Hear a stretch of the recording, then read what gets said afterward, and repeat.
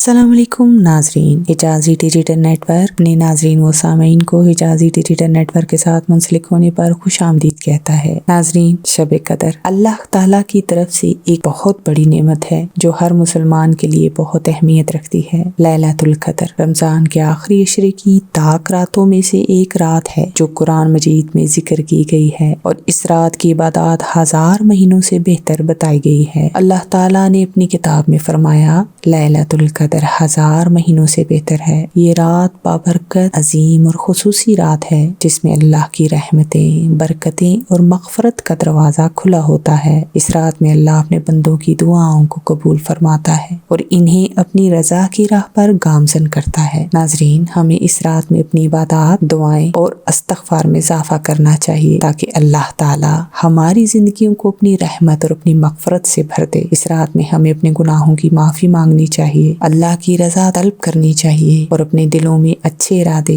और नेक ख्वाहिशात पैदा करनी चाहिए। शब कदर के मौके पर हमें अपने माल की इस्लाह और अल्लाह की रज़ा की कोशिश करनी है ताकि अल्लाह हमारी ज़िंदगियों को बेहतर बनाए और हमें अपने करीब करे। आमीन सुम्मा आमीन या रब्बुल आलमीन।